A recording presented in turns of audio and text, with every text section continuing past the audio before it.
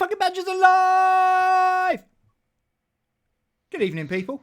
How are we? Hello. Coop, how are you, my man? I hope you are well. I'm always well, my man. Good. Guys, we have got a bit of a banger tonight. We've actually had some thought process. We always have thought process, but there's been some more thought process around the topics tonight. So it's going to be an interesting one. We have got our standard knobhead of the week. It's becoming a ritual now. It's a goodie. I've got one to throw in as well, but mine is more personal, and it is football related. But you'll see later. You'll see later. It's people who are just generally knobheads, and they cock up. Okay. Good evening, Karen. How are you? Javine in the house. Charlie Mack down the local. How are you, buddy? I hope we are all well on this gorgeously not so snowy and very much slushy outside cold Wednesday hump day evening. Football is on. We already know Manchester City have beat Swansea 3-1, was it, Coop? It was 3-1, yeah. Goals from Kyle Walker, Gabriel Jesus, and Raheem Sterling for Nice. Man City. Can't tell you who scored for Swansea because I don't know. Oh, cool. Fair enough. Probably Conor Hourihane again. That boy loves a goal. He does. Okay, cool. So, guys, we've got a little bit of a feature going on today. We're going to be looking at a couple of different things. So, obviously, Coop will be keeping us updated with all that is going on. There are championship games on. Is it only one game or a couple? It's just the one game tonight, Reading against Brentford. Which kicked off at 7? It did, as we just discovered. Well, I just discovered. You already knew. Yep. And it's 1-0 to Reading, a Lucas Shaw penalty, which he nearly missed. Put it in his bottom left-hand corner, trickled in. Do you know why that is, Coop? Do you know why? No. Why it worked for him?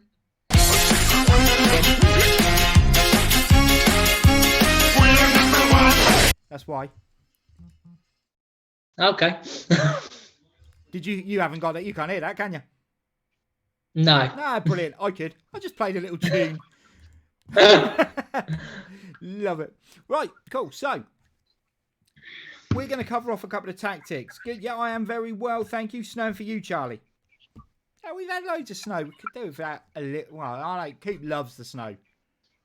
I was very disappointed because I looked out my window today and I got very excited because I saw it was snowing again. Yeah. And then I looked again and it had stopped. I was like, no, tease me with the snow. Tease. I know. Do you know what? I've been saying to people this week on calls with work. They've been going, oh, you know, how's lockdown? How's the snow? Oh, isn't it a shame that, you know, we're not getting snow days? Guys, we can't go anywhere anyway. What do you mean getting a snow day?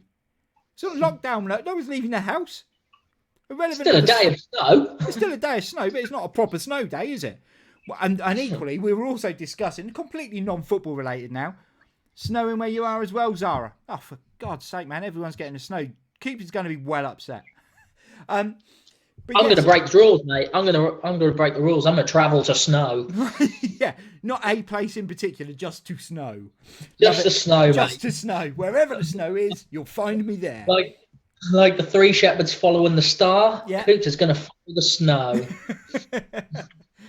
Was it the three shepherds following the star, or is it the wise men, or did the they? wise men, wasn't it? Yeah, I think to be fair, I mean, anyway, they must have all followed the star. Otherwise, how would they have got there? Weren't they shepherds anyway? No, the wise men were separate, mate. There was 3 wise men and shepherds. What did the wise men do for a living, though? Well, I don't know, but they rocked up with one decent gift and one mythical gift, and on one that's just not worth anything.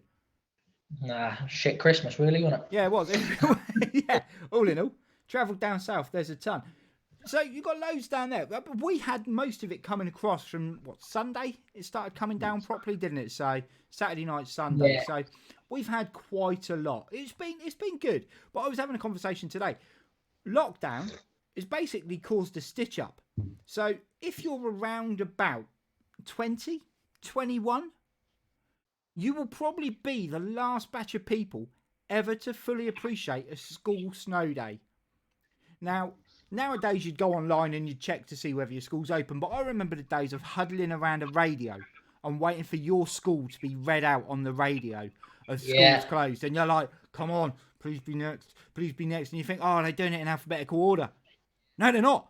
Oh my God, this is real jeopardy now. It could be any time. Those days are gone because they'll go, school's closed today, kids. Get Zoom on. Oh, Screw you. You think you're going to get a day in the snow? Oh no, you're working from home. so one of my mates is really, really gutted because obviously, my mate Scott. Mhm.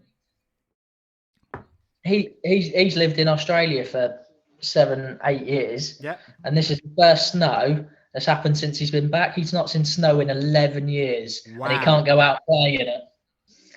Gutted. Gutted. Ha. Gutted. Ha.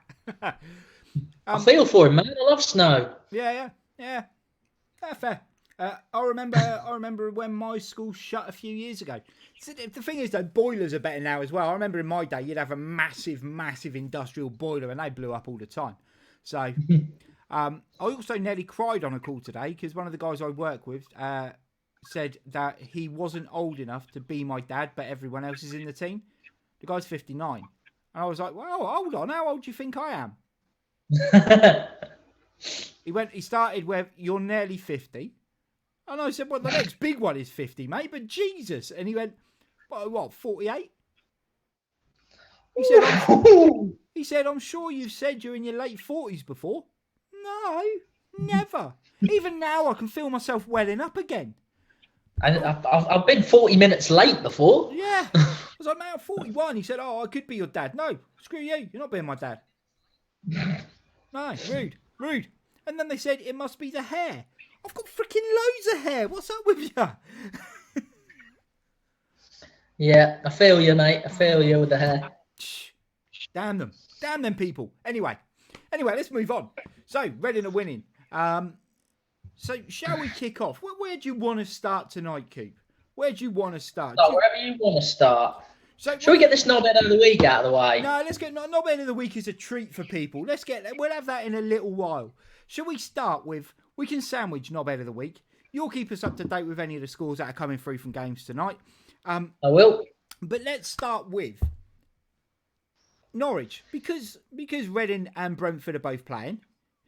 Yep. And both teams are looking at promotion places. Brentford could have gone top today with a win. I was saying to Coop, they still can. They still can. Yeah, the game's not over yet. Fair. Brentford could go top today with a win. I was saying to Coop earlier that Reading's worst ever run against Brentford is 3 games lost on the bounce. And that was 1991. They are on the same run at the moment. So today was the day that it was due to end. Even if it's a draw, we'll take that. And all the teams in the Championship have had slip-ups. Brentford didn't start brilliantly, but they're now on a 20-game unbeaten run. Reading started brilliantly. They then had a blip for 5 or 6 games. But Norwich have essentially had their wheels completely come off. Because not only are they losing, but they've not scored a goal in 4 games. Now, do you think the Canaries have fallen off their perch? It's a blip, but at the moment, from talking to other people, it's a blip that they don't look as though they're suddenly going to turn around. Well, it is a blip. I don't think the wheels have come off completely. As a follower of Norwich, me and you discussed at the start of the season, neither of us thought that they would be in the top 2. You didn't even think they might finish in the top 6, did you? No, but that was partly that was due to the fact that I did think they would lose more players than they did. I was surprised to still see the likes of Max Aarons there and Todd Cantwell and Buendia. So had those 3 players been gone, then I think Norwich would be in a far worse position than they are. But they stayed, and Norwich are top. I still wouldn't have probably put them top, but you know, they would have definitely been up there as a challenger. Yeah, and I think other teams have had a blip. Norwich haven't really had a blip yet. And Buendia will be back for the next game. He's been missing for 2, and he is massively influential in the way they play. Yeah. And I think one of the problems they've got is they need to find a way to play without him. Yep. Because sooner or later he is going to go somewhere. Yeah. Do you find do you find at the moment as well, there's an element, having watched last season and then seen bits this season, there does seem to be an element with Norwich where they don't really have a plan B. Farke doesn't have a plan B. His plan B is to whack Hugel on and hope that he'll win some headers. But that, Well, he went 4-4-2 in the Swansea game. yeah, For the last 20 minutes, I think. Yeah. And Adam Eder came up front with Pookie. Yeah. And his touch was dreadful. You can see he's not played for a while. Yes, yeah, it's gonna have an impact. I think Farke has made a massive mistake in freezing out Joseph Dermich. Joseph Dermich, yeah, okay, because he's still at the club, isn't he? No, he went on loan a couple of days after the transfer window shut. He's gone on loan a couple of days after to a team in Croatia. Oh, for the rest of the season. He's Croatian, isn't he? No, he's Swiss. Swiss. Yeah. That's a weird one for him to go with them, isn't it? But I can't imagine the team in Croatia are paying huge amounts of his wages. Bearing in mind he's got to be on nearly 50 grand a week. Yeah. And he throws out Tom Tribal at the start of the season, who went on loan to Blackburn. And another one he throws out, who's gone on loan to no one, is Maurice Leitner. Yeah, Leitner's in Spain, isn't he? He's not playing for anyone. I thought he's gone out on loan though, hasn't he? No. Oh. No. The issue with Leitner though was always he was a good player, but he was always injured. Yeah, but he's not been injured this season, has he? Well, he's not playing. Do you know what I mean? No. Give him a couple of games, he probably would be. you got Stiepermann's decent in the Championship. Yeah. He's not I wouldn't say he's a decent footballer, but he'll pop up with a goal. Yeah, he'll do a job. Yeah. In that number 10 position. But with Wendia out, you'd think that's made for Leitner to come in. Yeah. Yeah. I'm surprised Tribal's gone. I mean, you can only imagine. Where's Tribal at? Blackburn. Oh. Right, okay. I was going to say you could only assume that Tribal didn't want to play Championship football after being in the Prem. But actually, he's in the Championship for a team that's average. Yeah. Okay. There are some weird decisions in there. I'm not gonna lie. But there does. I think. And Reading suffered with it a few years ago after Jaap Stam, or during Jaap Stam. In fact, we were fantastic for a season because teams were used to Reading playing quick, push forward football. It wasn't long ball, but it was get the ball out to the wingers, beat the fullbacks, whipping crosses, and that came from Steve Coppell. And Brian McDermott followed the same ethos when he took over, and it went on like that for a few years. And then Jaap Stam came in, slowed everything up, and passed teams to death. But what happened was teams were backing off, waiting for a long ball, so Reading could just pass the ball all the way up the pitch, and they'd be sat on the opposition's edge of the area before they'd really done anything. Now, season after, Reading had a brilliant season, got beat in the playoff final by Huddersfield. Season after, teams were like, well, they're going to pass it again, press them high. And it turned out that actually these players could pass the ball, but they weren't very good when they had it at their feet in general. And I think our defenders probably got more assists for opposition players than the opposition players, where they would just basically, they'd lose the ball and give a guy a clean run on goal. And we'd never get the ball out, and we were dreadful. And it kind of carried on from there. And there was no plan B, and Jaap Stam ended up being, he was deemed a lord and a legend after one season, and within 6 months of that season, he was on his way out. And it's kind of, there's almost that element where last season it was kind of glossed over a little bit, I think, because Norwich went up and everyone was giving them kudos for trying to keep playing the same way. And it didn't work. They got relegated. But the problem is they're trying to do it again. And at the moment, they're in a privileged position where the players they've got are able to do it. But when they miss someone, they can't. And it falls apart. I think as well, the last two games, I think when Pookie got injured was it just after Christmas or just before Christmas? Just before, and Hugel came in and he got his run of game and he started scoring. I think now Norwich are in a position where they probably miss him as well. Yeah, now. I know, but I think go on. Sorry. I think he's probably I think he might push to be the main striker now. I think part of the problem is Hugel is such a different type of player to Pookie that Norwich, to get the most out of Hugel, will have to change the way they're playing. And I was talking to someone the other day, and he was saying, actually, how Norwich have played over the last few games would suit Hugel better than it suits Pookie. With the wingers are getting into positions, they're winning free kicks deep and wide, and they're swinging balls in, and Pookie's rubbish in the air. And the problem is, as soon as Pookie misses a couple of chances, he starts playing as a deep line forward instead of the guy going in and around the back because his bottle's gone. Yeah. And this is why he's never made it and played at a top club. Because that confidence level is there. And strikers are always confidence players. Don't get me wrong. We all know that. But when you miss a couple of chances, you don't change your game completely because it buggers everybody else up.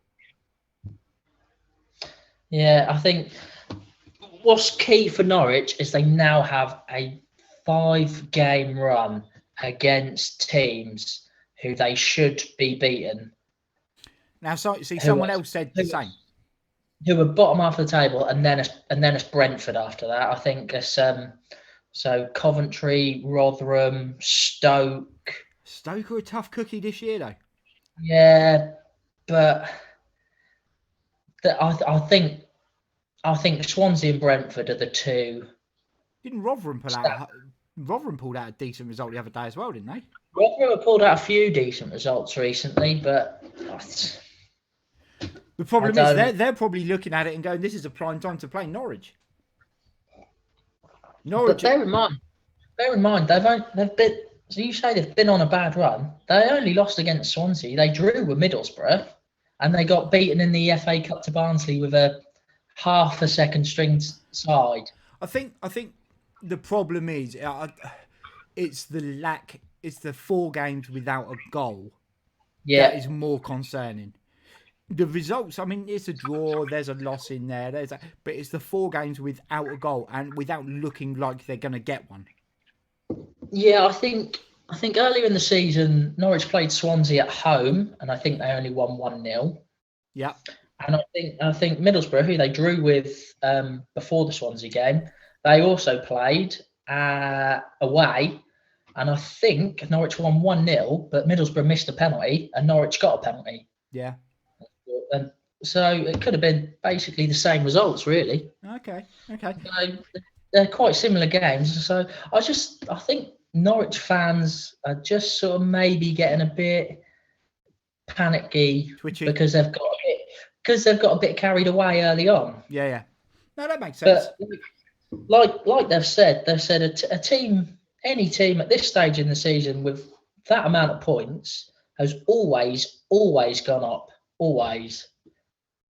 But there's still, I think the difference this season is it's because normally they've pulled away, whereas this season there is a big clutch of clubs that are within 5-6 points of Norwich, and I think that's the big thing from them.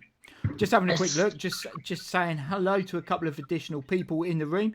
I've just seen, obviously we got Zara in, Jareen is in, Karen is in, Sean is in, Sean himself. Hello, my friend. Welcome. And it's just gone up to 7 viewers, so I have no idea who the extra ones come in. But yeah, it's all good. Welcome in, guys. Just got a goal update for you as well. Go on. Josh De Silva, 1-1.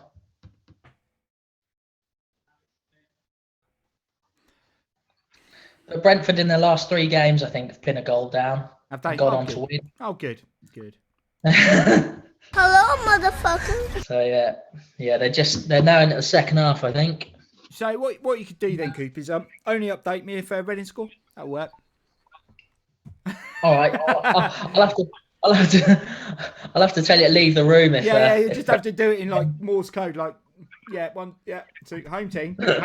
Hold on, no, mirrored image, home team. I'd rather just not know. Cool. Okay. So Norwich's wheels not completely off. But no, definitely not completely off. I think it's an overreaction at the moment. Overreaction, but I think we have to.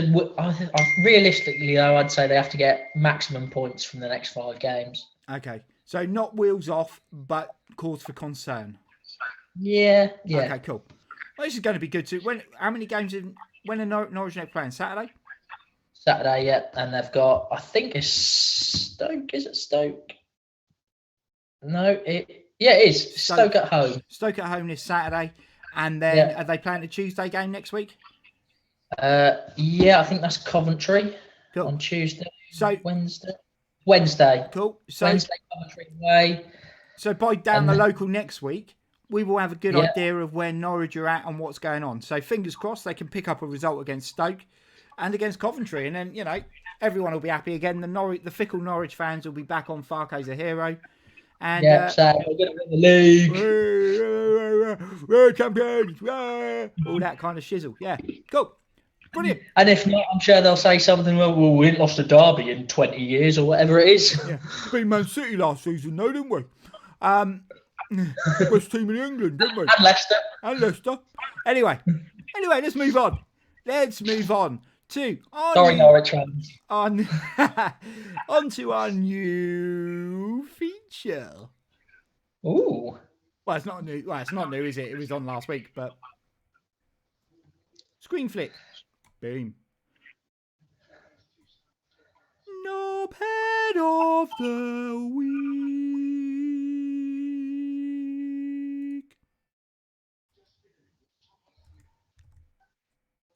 Go. Well, it's not a player, and I feel a little bit bad for this one because I do actually like him. Is it Mikhail Arteta? It's not, no. And I would feel extra bad because I think you'll probably guess from what I'm about to say is he's actually got death threats after what happened. Oh, okay. So, and it's sort of a double one, really. So it's Mike Dean. Right. Yes.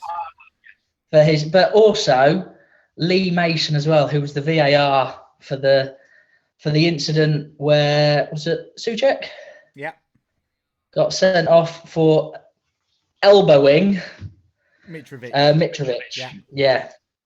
And so for that, he is my knobhead of the week. And it just worries me the state of refereeing that two officials on the day can look at that and think that is a red card. Because he's had it overturned now, but yep. There was a genuine concern though, and this actually then what I was reading. This then goes back to the issue within the FA as well, because there was a genuine concern that they wouldn't overturn that red card because Mike Dean showed a red card to someone else, didn't he, in the game of the weekend? Was it? Yes. Yeah. And that got overturned. And there was a genuine concern, and they were saying the FA wouldn't overturn 2 red cards in the space of a few days from the same referee because it would look bad on him. And I was like, if that's what they're saying, that's even worse. Because if he's got it wrong, he's got it wrong. That's like when people go, "Oh, you're the 5th person to have your driving test today, so you'll fail." Why? Yeah. Why? Because they only pass 2 people a day, and they'll have done that by number 5. That's not a thing. And if they're saying that in the FA, you're kind of like, "Well, Jesus Christ, guys, sort it out. I completely get that. I think I flail my arms around more putting jumpers on and taking jumpers off than Souček did. You can see he's just tried to sort of shake off the defender from there was obviously some sort of holding going on at some point, and he's just tried to swing his arm away and he's just caught him. Yeah.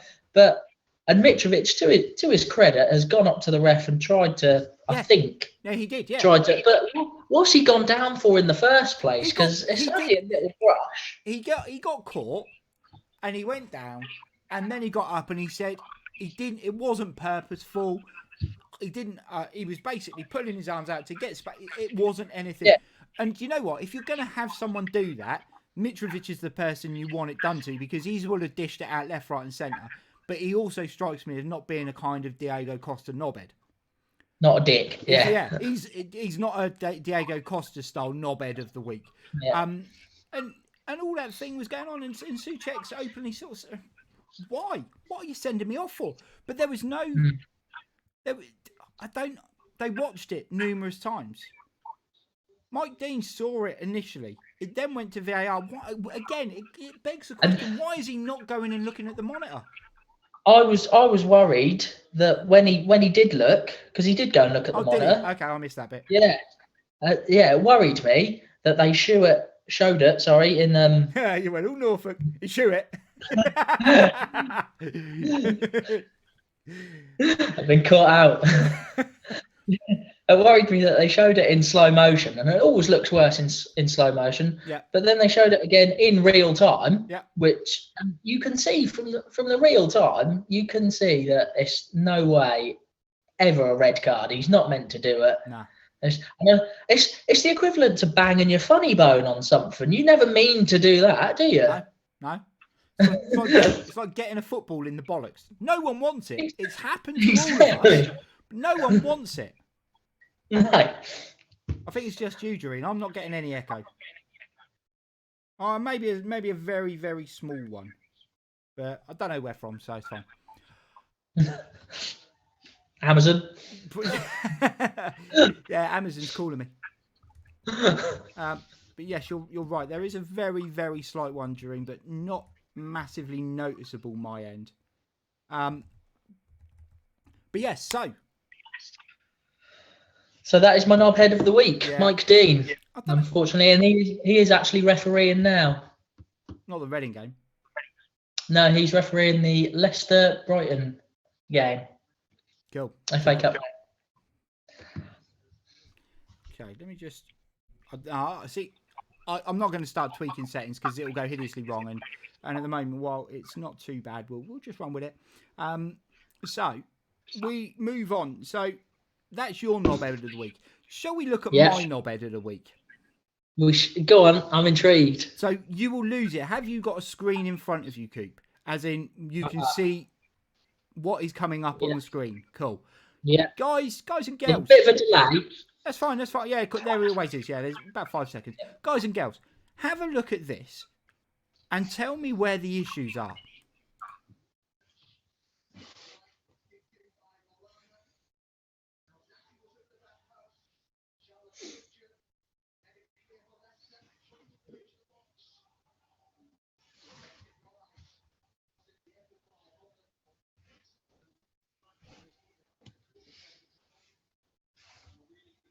Now, Coop, can you spot any issues here? I'm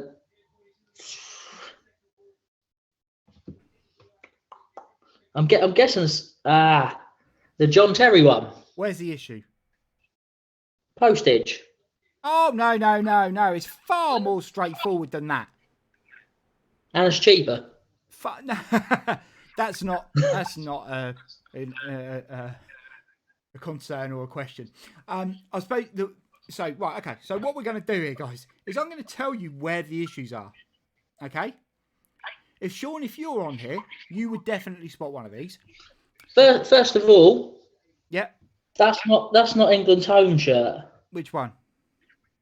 The one with John Terry on. No, it says England's yeah. home shirt. Is their away shirt? The bigger issue within that, Keep, is it says England's Euro 2008 home shirt. England didn't qualify for Euro 2008. But they want 20 quid for it. The next one, and this one's really good because it's 44 quid. England Euro 96 retro 96 shirt, jersey Beckham.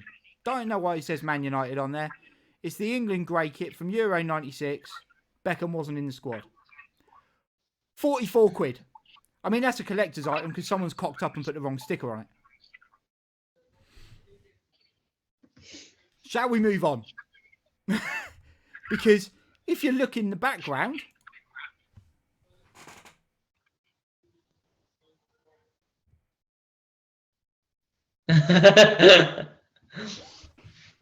yeah. World Cup 98, Dennis Bergkamp, war number 8.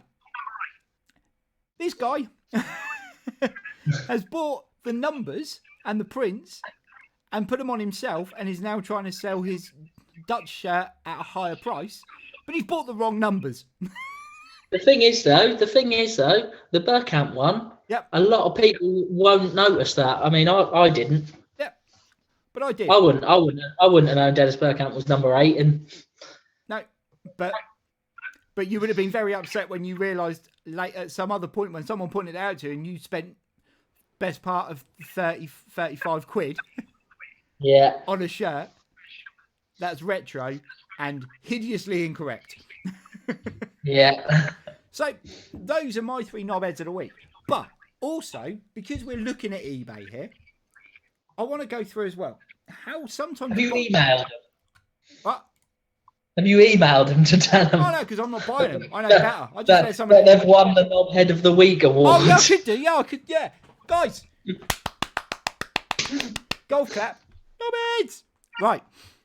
Also, I'm going to show you how sometimes... I've left it over there. Right, okay. How sometimes buying on eBay can be amazing, right? So there was a guy. And obviously what we see, guys, obviously I'm not in the man cave at the moment, but the idea of the man cave is to get loads of different shirts from different eras and things like that, mounted, hopefully numbered. If they're not numbered, then it needs to be a recognisable shirt, ready for getting on canvas so they can go on the wall surround. So when we have these, you can see all of it. Okay, so I found a guy who was selling a load of kids' kits. And he had a bundle of them. And this guy is treating eBay like eBay should be treated. You know, people, here you go. Buy it. I'll get a little bit of cash. You get something out of it. So the first shirt, not the first shirt that came. These came as a bundle. But the first one that came out of the bundle was a special edition. Number 8, Tony Kroos. German top. Which says FIFA, with the badge that says FIFA World Champions 2014. It's not the best printing on the back with Kroos number 8, but actually it's the front badge in the middle that I like. That was a part of the bundle. Yeah. We have an away Barca top. We have another away Barca top, but with Messi on it. We have a slightly stained, but if we can get the stain out, all good, Real Madrid home shirt. Keeps coming, man. It's a gift that keeps coming. We have an AC Milan home shirt. 2 seconds, just while I reach the stuff on the other side of the table. Do you want to be turning in his grave at that AC Milan shirt, mate? Being the big Juventus fan. Say again? I said, sure to be turning in his grave seeing that AC Milan shirt. He will not be a happy bunny. He will not be a happy bunny. We also have, I'm not keen on this, but for obvious reasons, it's a Newcastle training jumper with Wonga written on it. Yeah. You know, someone will buy that if I whack it back on eBay.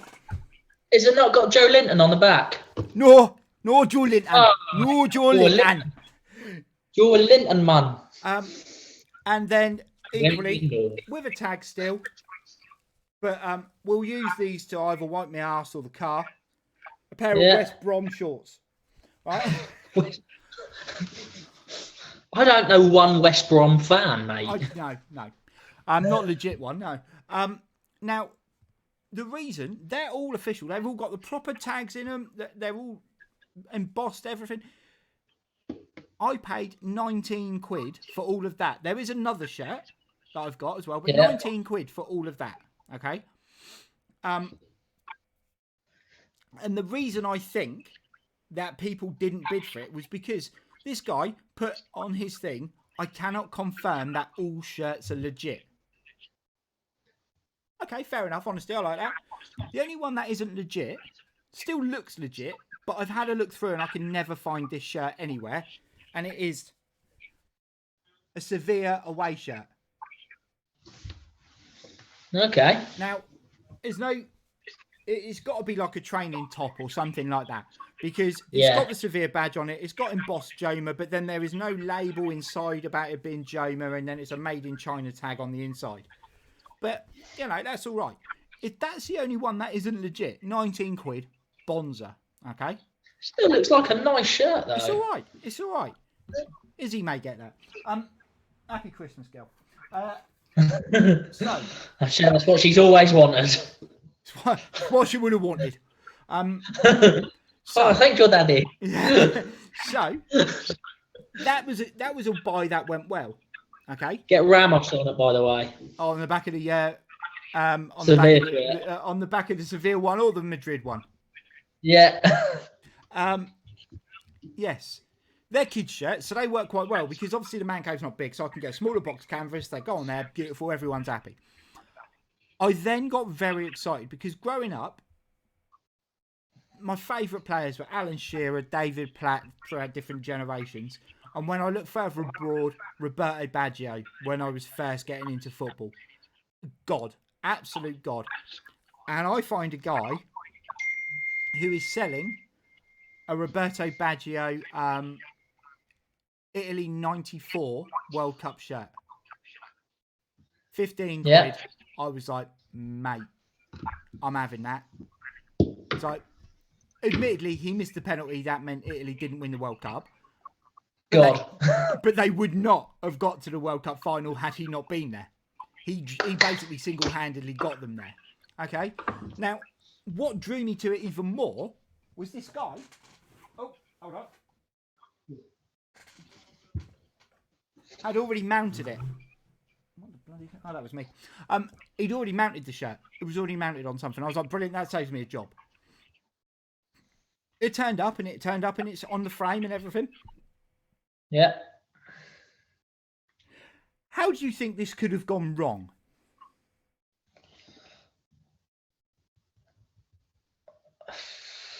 Go on. I hate to think.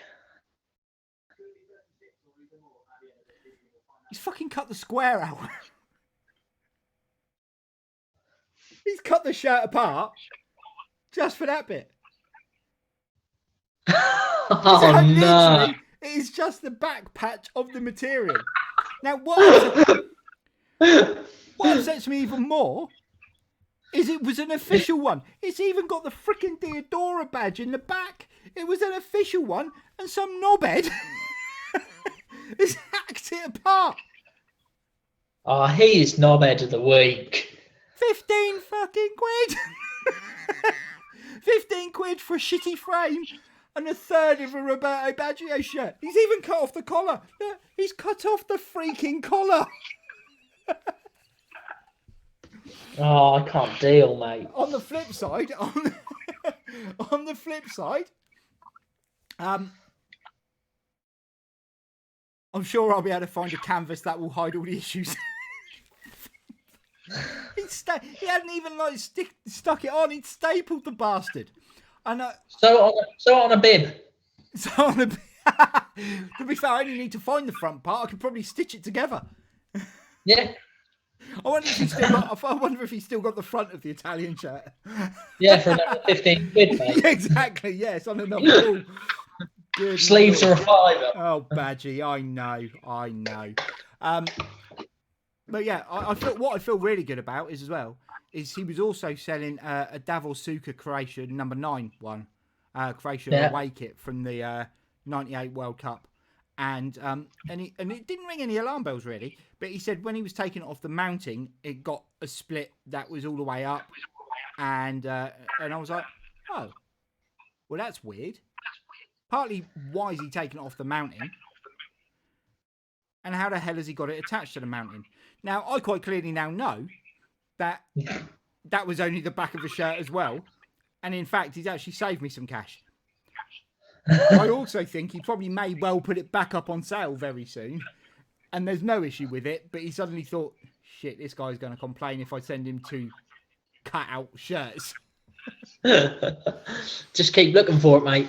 Well, on my review, the communication, everything else was great, delivery was great, all of that was great. I got a free frame out of it. But one of the questions on eBay is the shirt as described? So I gave him 2 stars because I thought it's 20% as described. That back panel is as described. The rest of the shirt, I mean, thank God I wasn't... As back of shirts go, that is a nice back of a shirt. Yeah. I might just buy myself like a blue T-shirt and stick it on the back. I'm not sticking it over the top of the badgy one. That's just silly. But I might find myself a blue T-shirt and stick it over the back. Or if anyone has ever seen the Mr. Bean where he does his DIY and he wants to move his hatch in the kitchen and he basically measures his hole and then he cuts out a hole on the wall opposite and uses that wall to just infill his old hatch and create a new one, I may just buy myself an Italian shirt, cut the back out and stitch that bit back in. What a winner. What a winner. I'll tell you what, I turned up and I just looked at it and I was yeah, Zara. Yeah. I didn't know whether to laugh, cry or swear. I just literally... They didn't pray. Yeah, exactly. I was, oh my God, the fucking wanger. I could not believe it. But, do you know the important question is, though, is it a nice frame? No, it's a shit frame, but it's a frame. It will serve a purpose. It will serve a purpose for something. It's not going to serve a purpose for this. Hide the rest of the missing shirt. Yeah, exactly. Yeah, I could redo it and actually proper frame it now. But no, it's an all right frame. It will serve a purpose for something else. God knows what yet. But now I've got to measure this and hope that I have that I can get a canvas where I can fit all of. Because I mean, let's be fair, there is not much space either side. I need to find a canvas where I'm not either missing part of the number and name or exposing a lack of shirt. That's a nice flannel, mate. Yeah. When I said about using the West Brom shorts to wipe my ass, I mean, that's more ass wiping material and shape, I think. But... oh, good Lord. Some people, piss takes. So, in amongst knobheads of the week, people selling stuff on eBay that are not quite as they seem or are just generally wrong.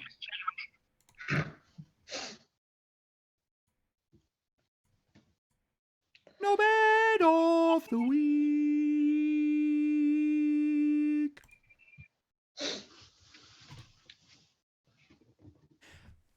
Still 1-1? Still 1-1, yeah. Good. Right. I wouldn't tell you if that had changed though, mate, because I asked you not to. Yeah. Right. Yeah. Well, no, I wouldn't. If Reading went 2-1 up, I wouldn't.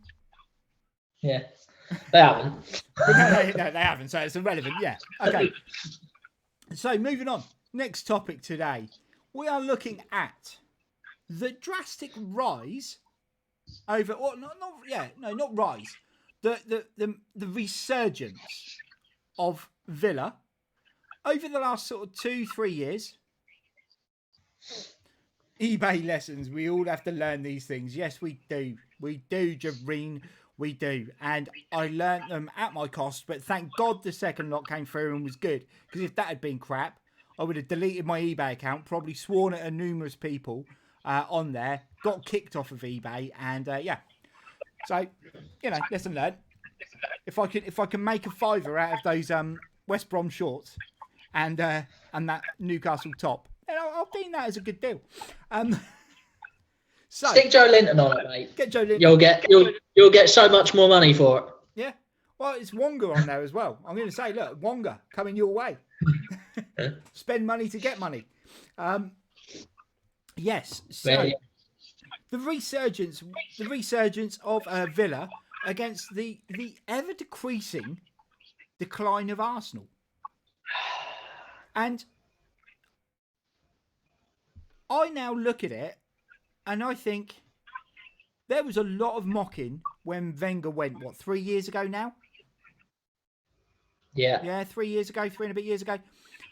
There was a lot of mocking of Arsenal fans at the time where they were going, Wenger only ever looks at getting 4th place and that's his achievement for the year is hitting 4th place. And Arsenal fans at the time were like, oh, God, it is, yeah, we want to progress. We want to be more than that, but, we'll take Champions League. Now that is a gagging desperation, isn't it? What you would give to just finish 4th every season. Achievable.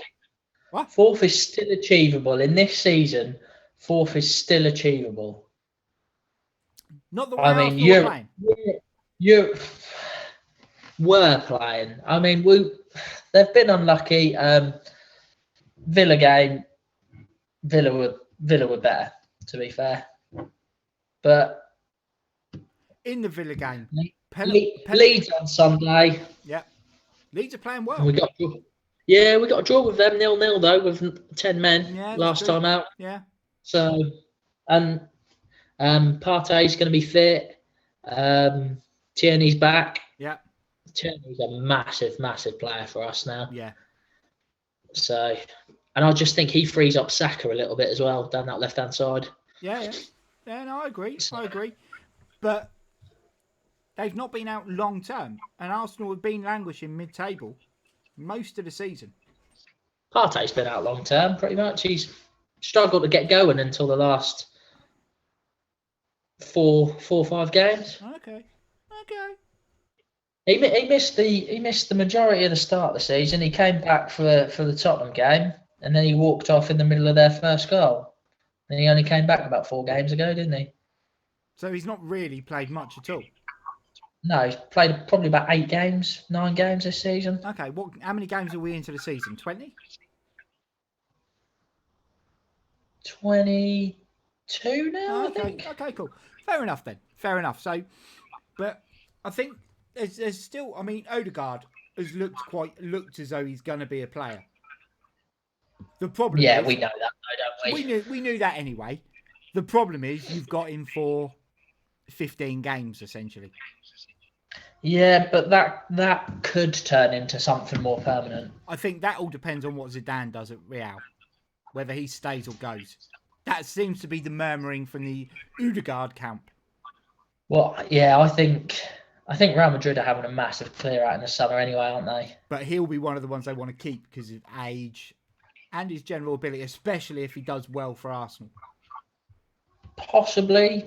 But then, if there's an agreement in place, then... There is no agreement, apparently. Is there not? No. He didn't want an agreement because he wanted to have the choice.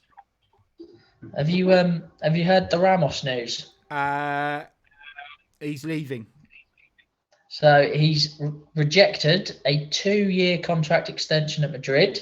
Kelly, for a sorry, 10%. hello, mate. Kelly, hello. How are you, my friend? I hope you are well. Good evening. Welcome in. Go on, sorry, Ramos. Yeah, he's rejected a 2-year contract extension at Madrid with a 10% wage decrease, and he is due, according to his agent, to sign a pre-contract agreement at Manchester United next week. I don't see that. I don't see him going to United. That's what his agent says. But then his agent used Man United a few years ago, didn't he, to drum up a better deal at Real? We only have to wait till next week, don't we, and find out if it's true or not, because if it doesn't happen, then we know he's full of shit. Well, that's true. That is true. Yeah, fair enough. But yeah, I think the problem Arsenal have got, I mean, again, is Ceballos. Barely gets a look in. Yeah. He looked good when he played last season, but this season, Arteta just don't fancy him. No. He's been good in the times he's played this season, to be fair, when he's come on. Yeah. But he doesn't. I think he doesn't offer enough of an attacking intent for the number 10, and he doesn't offer enough defensive coverage to play as one of the deep liers.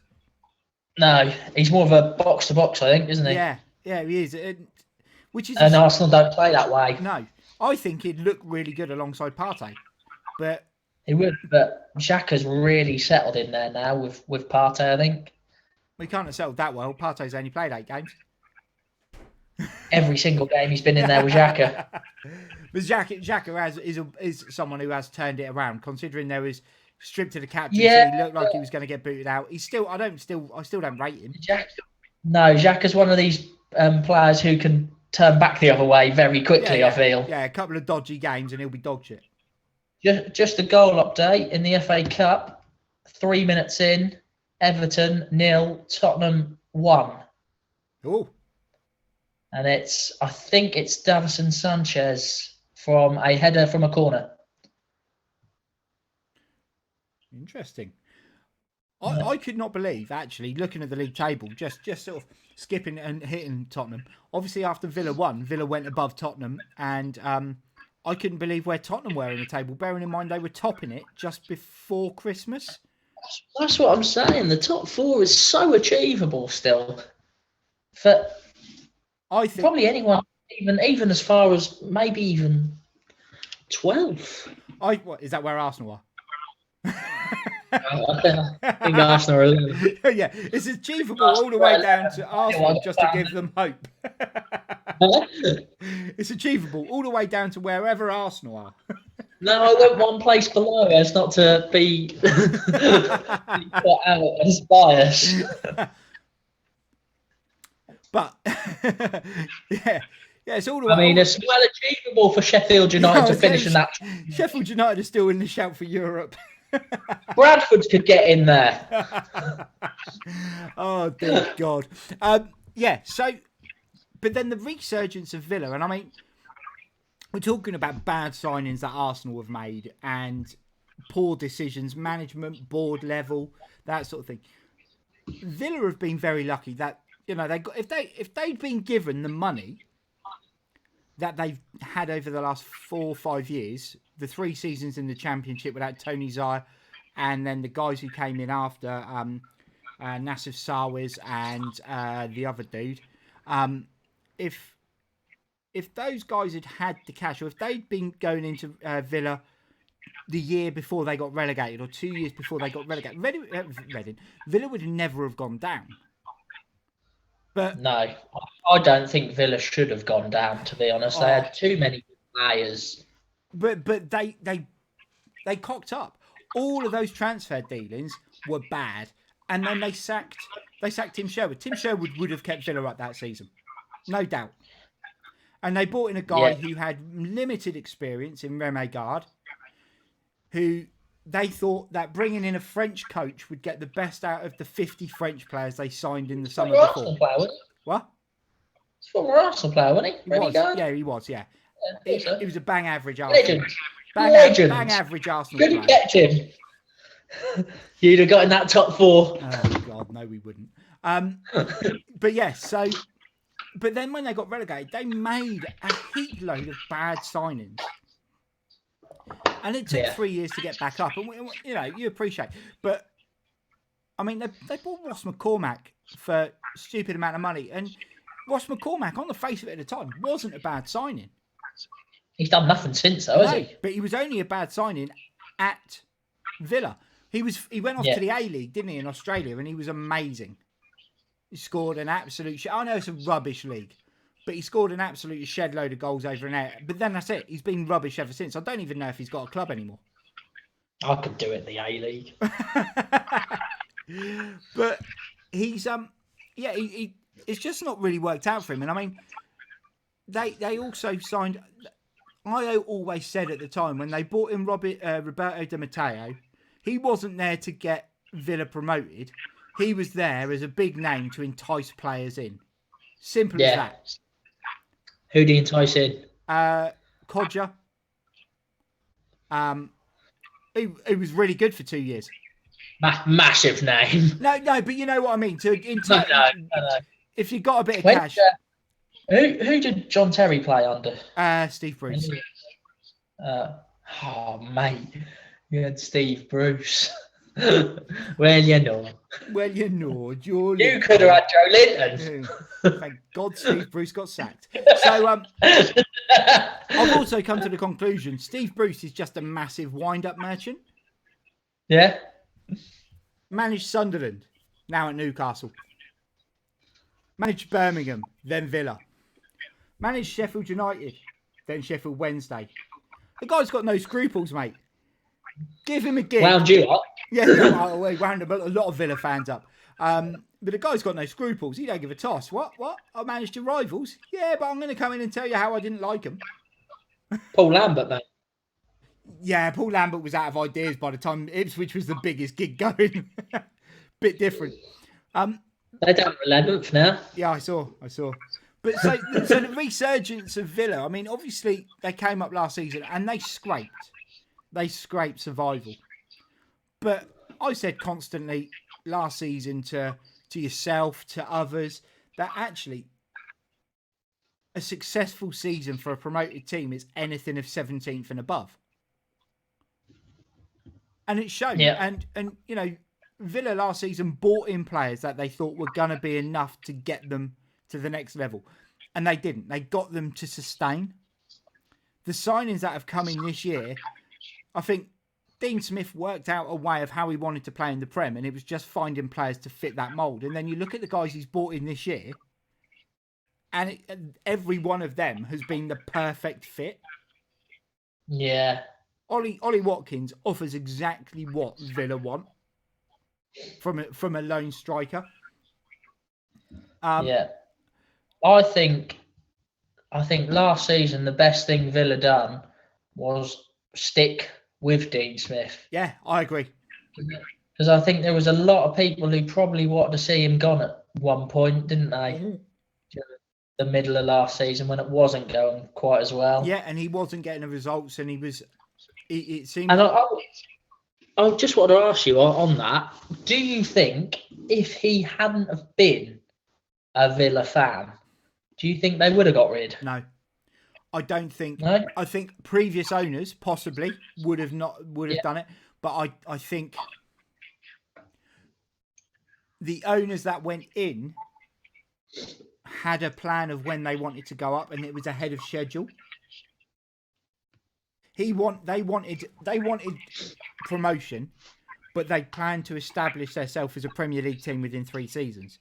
So if they got relegated, so long as they went up again, they wouldn't have seen it as necessarily a failure. Now, from my point of view, I've openly said all the time, getting relegated from the Prem, no, anyone who says, oh yeah, we're happy to be relegated, you're full of shit. Nah. You know? I mean, you just look at any fan's face on the day that their club gets relegated. None of them are smiling. No, the amount of fans, Norwich fans are the only ones I've ever really heard say it. Some Reading fans did it when we got relegated a few years ago, but we're better off being relegated. It's just because Norwich fans are used to getting relegated and know they're going to get relegated, so they just spew out, "Oh yeah, it's better to go down anyway." But it's not. They're full of shit. Yeah. Well, we'll get all because they go, we'll get all the parachute payments, and then but you're playing in the Championship, but we'll win more games. What? Stay in the Prem, stay up, and then start to win some games. Exactly. Yeah. Makes no sense to me. But yeah, so you look, I still feel, and I said at the time, and I still cannot believe that Villa got Emi Martinez. He was one of the single figures that kept Reading up a few years ago in the Championship. He was unreal. And when Arsenal agreed to sell him... I remember. Yeah. When Arsenal agreed to sell him, do you know what? For 17 million, for a goalkeeper at the time, I think he was 27, who'd proven his worth over years at different levels in different countries, always owned by Arsenal, had stayed loyal to him and kept signing contract renewals under the guise that he's at some point going to get a chance. When he gets a chance, he's a freaking hero, and then they bin him. Did you hear what they said last night against about Fabianski for West Ham? That he should have stayed at Arsenal? No, they said, funnily enough, his last 2 games for Arsenal, FA Cup final and Community Shield. The exact same as Martinez. Yep. And they said, if you're an Arsenal goalkeeper, you don't want to win a trophy because you're being shipped out after that. Well, to be but Fabianski was bang average for Arsenal. He's been all right for West Ham. Yeah, he has. Yeah, no, I'm not saying he was a bad goalkeeper. I'm just saying he was bang average for Arsenal. Arsenal have always had this sort of thing about producing bad goalkeepers, but when you look at them, Fabianski at West Ham, the ones after Martinez, Szczesny at Juve, Martinez was. I mean, don't get me. Martinez isn't in that bracket because Martinez never got an opportunity, and when he did, he was quality. But Matt Maxey will probably go and be a hero at Hibernian now. Well, he's in Scotland. But he'll probably get a move to someone. Yeah, he'll be playing for Juve. He'll take Szczesny's place. But yeah, so you've got that, and I think there's the element. I mean, they went and bought Championship players last season that had done well, and I think there was a couple of question marks raised around it. But actually, Matty Cash has been fantastic. I think Ezri Konsa is a better defender than Tyrone Mings. I think that's a big call, that. Yeah, but Tyrone Mings, I think, is probably a better footballer, but he overplays. Yeah. Ezri Konsa defends. I think Matt Targett has been fit all season, and it showed how good he can be. And I think, they bought that Morgan Sanson. The other day, they left out Douglas Luiz, and Sanson sat on the bench again. And they played Marvellous Nakamba. Yeah. And they're starting to get that little bit of depth in there. And they're still they're still talking about making the deal for Barkley, a perm. I'm a bit annoyed with Villa. Not better the week next week? No, that we haven't seen anything of Louis Barry since the Liverpool game. Well, because I know he's young. I know Villa have got a fault, but surely he warrants a place on the bench, doesn't he? I think the problem is Villa look at it, and it's when it's not going right, or when they need to change it a little bit. Louis Barry is a relatively small, quick striker. Yeah. But it's a little bit Ollie Watkins. When they want to change it up a little bit, they got Keenan Davis on there, who's a bulldozer. And he's good. Michael Owen is small and quick. Yeah, I know, but he was better than Louis Barry. Because he was in the Liverpool team at 17.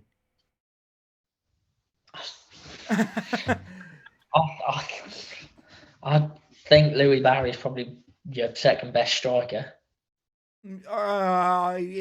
Fit striker at the moment, yeah. Wesley's probably better than him. Probably. Yeah. At the moment. At the moment he's not. Because he can't run. But give him some games. Give him a loan. Yeah, that's the surprise. After that game, I'm surprised he didn't go out on loan. But I suppose equally, they look at that and they go, well, he's going to be training with the first team squad. He's 17, playing for the under-23s. The under-23s playing against Liverpool under-23s is probably no different to playing League One football, which is where we would have dropped down to. The quality of it. You can drop him down there and he gets kicked around and then makes a man out of him. But then he goes back into the Prem. He's not going to get kicked around. So the old ideas of making a man of a player and dropping him down so he can play proper men's football against big guys, it's kind of an outdated notion now because you don't really have that in the Prem. I've never really agreed with that anyway. Back in the day I did, because you had bloody centre-backs like Steve Bruce who'd happily kick you. And things like that. You needed to build up that resilience. You were good enough as a footballer to be at that club, but you didn't have the resilience playing against other under-18s. So you'd build that up. But now you don't. That isn't required.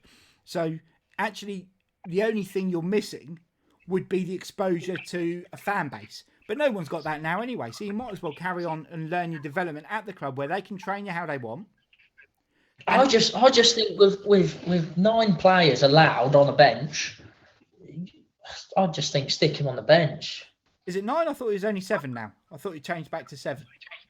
Nah, it's 9 because they got the concussion subs now as well, don't they? Of course, yes. And so at some point, I mean, I think they were saying you could possibly have 7 subs for each team in a game due to the concussions.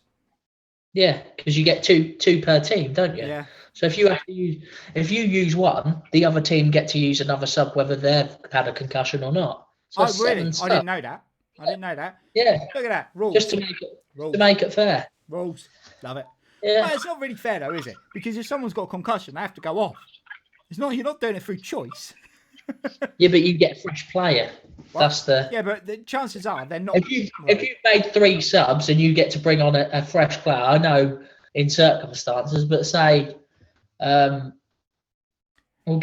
Bale, for instance, hasn't been getting on, has he? No. He's not been one of the 3 subs. So say you get a concussion and you bring on Gareth Bale.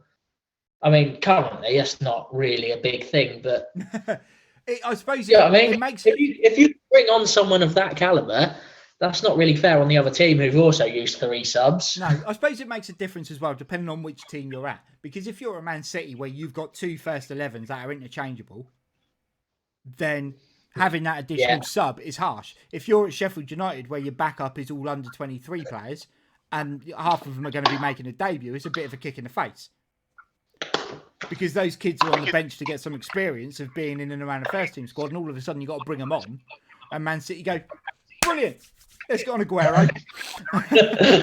As Sheffield United plummet to defeat. Yeah. He needs a few minutes. Let's get him on. Yeah, Aguero needs to build his fitness on. Get him on for a hattie. Sheffield United have just had to bring on their 16-year-old sub goalkeeper. As a striker. Yeah. Actually, not as a striker. They've got tons of strikers, haven't they? Sheffield United, yeah. Just none of them really strike. Except McGoldrick for some reason this season. They've dropped him. No, he's their main striker this season, isn't Ollie he? McBurney is now, isn't he? No, McGoldrick's their top scorer. What, with 3, 4? I think he might have about 4 or 5. Big goals. Yeah. Gonna have a quick look, to be fair. So just skipping back to the Arsenal Villa thing. The debate and banter argument on Twitter between Lacazette and Martinez. Okay, I've not seen that. Okay. Lacazette claiming that it should have been a penalty and that Martinez pulled him over. Yeah. And Martinez went back to him and said, "Mate, you're leaning on me and I've been falling." Now, I can see why it's not given as penalty. I can't remember the incident. If I'm honest, I don't know. Whether I feel like I've gone full Wenger at the moment. Oh, well, I did not see it. I cannot comment because I did not see it. For me, it wasn't a red card. Or it was a penalty. Essentially, I don't know if it's a corner or something, but they're basically both tussling, and I'm guessing Martinez has either gone to go out for the ball and Lacazette's just blocked him off. But what's happened is the view of it is Lacazette's going back on him and Martinez has kind of got hold of his shirt and he's going back as well and pulling him over. But I can vaguely remember it, but obviously not enough for you to go, God, that should have been a pen. I can't remember what I thought at the time. I think I was probably pissed off. From what, the 3rd minute onwards? Yeah. David McGoldrick's got 5 goals this season. Has he? David McGoldrick. Okay, cool. Yeah. But yeah, so there was a debate and he said, "Oh, you pushed me," and it carried on and there was a little bit of stuff and then obviously a few Arsenal fans got in and gone, "Oh, bloody cheating," and all this sort of thing. Referee's a sham. Should have been VAR. They should have checked it was a definite pen. Now, I don't know the last time someone pushed you over, but is it not a natural thing to try and reach to hold on and not fall? It depends where you're getting pushed over, I think, isn't it? Well, I mean, if you're intending to fall over on a mattress, then yeah, I suppose you won't grab onto anything. But if someone is pushing you, your first thing is to try and grab and hold yourself up. Yeah. So Lacazette is in no position to say you fell over and you're pulling me down because he's falling over and he's got hold of you because it's a natural thing to do. But I was watching it and I looked at the replay of it and I was like, how can you claim? I mean, during the game, that moment where you go, ref, pen. Yeah. And then that realisation after and going, do you know what? I was giving him a bit of a nudge and all this sort of thing. It's got to kick in at some point. But he just kept going. He kept going on about it. It's like, mate. Did he? Yeah. Apparently so. I saw the initial interaction and then I was like, I can't be asked with reading this. Why is Aubameyang not playing? No, not. I still think Aubameyang should go now. Won't get any money for him now, though. He's been rubbish. Get some money for him. £5 and a bag of pork scratchies. Depends who's buying him. I mean, I wouldn't give a £5 for him. I would. I'd pay his transfer fee. Yeah, I'd pay his transfer fee. I'd pay his tenner. I'd even buy him pork scratchings. Just to have him do stuff around the house for you. Yeah, exactly. Over. Put the kettle on. I'll be like, you're meant to be cleaning, mate. You missed a bit. You missed a bit. You've missed a sitter over there. Look. Yeah, that's when the chairs aren't cleaned properly. You missed a sitter. Oh dear, what a clown. Yeah, so it's over. Not in the greatest vein of form at the moment. But equally, nor is Lacazette. I don't know, like He's not scoring goals. yeah, he's scoring goals. When? He's scored, I think, 4 in his last 5 games, or 4 in his last 6 games. Has he scored as many as David McGoldrick this season? Oh, he scored more than David McGoldrick.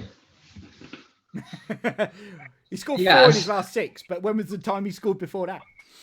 Because Well, he scored 3 at the start of the season, didn't he? did he? Okay, so he's on 7. Yes. Well, Which actually- don't quote me. I might have missed a couple. I'm not sure. I'll have a look. I mean, if he's got 7, then that's fair enough. That's relative to David McGoldrick because they're at the same end of the table. So,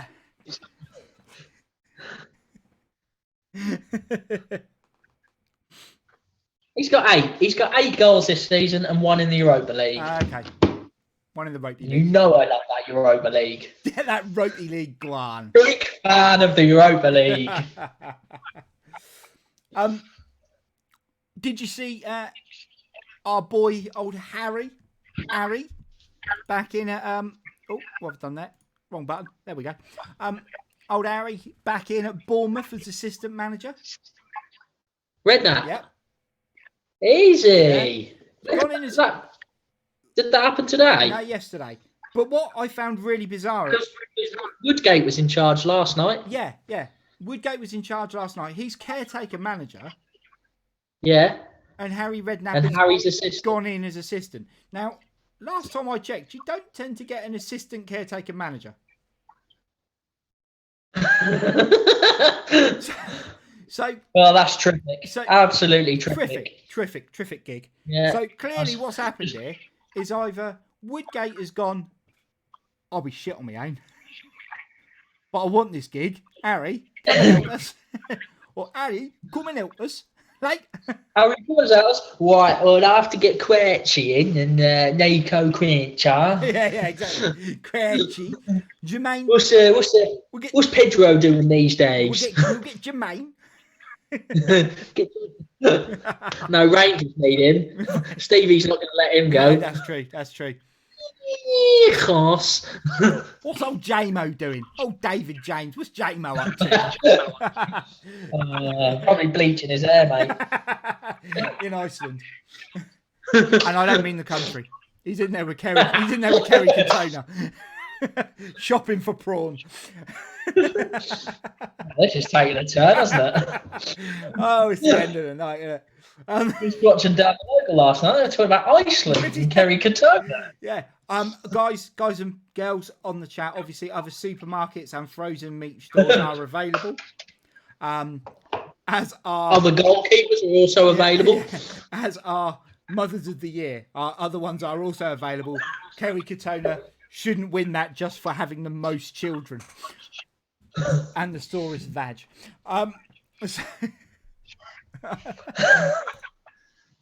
True story. Anyway, we move on.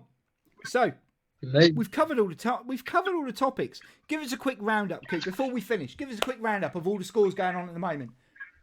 All the scores going on in the FA Cup. We have got Everton 0, Tottenham 1, and that is Davinson Sanchez. Earlier, Swansea lost to Man City 3-1.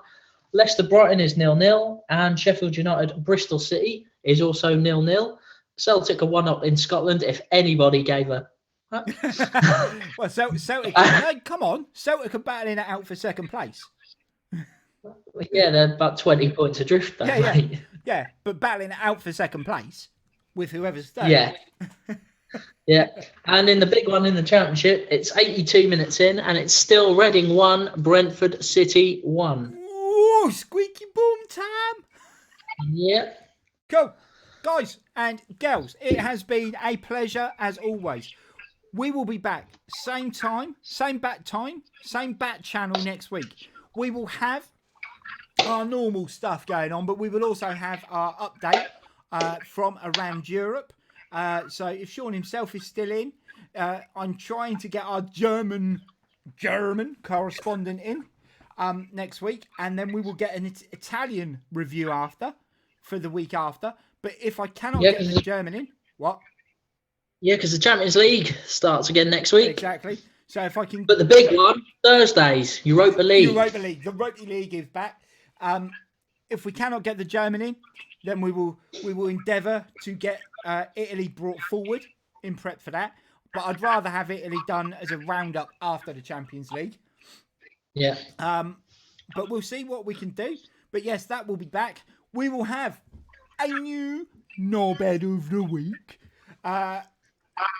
That will be in. Coop will be searching the world of football for a new Knobhead. Mike Dean, the winner this week. Scouting worldwide. Scouting worldwide. 2 Knobheads of the week so far. Hong Sun Min and Mike Dean. And Lee Mason as well gets a little bit of a nod there for Knobhead of the week. Gets a special mention. Gets a special Knobhead mention. Got the assist for Mike Dean's Knobhead Award. Exactly, yeah, he's got he's assisted. I mean, I'm surprised I'm not claiming the assist for that. It's unusual. We will have, so we'll have our 3rd Knobhead of the week. We'll have our first single man roundup of the European football. We will also be looking ahead to the Champions League relaunch and Europa League, and also hopefully seeing whether Norwich have managed to put the wheels back on or put the canary back on the perch, or just change the tyre. Or whether the canaries are laying dead at the bottom of the cage in their own feces. On that bombshell, guys, keep pleasure as always. Just a quick word on the Everton Tottenham game. Yeah.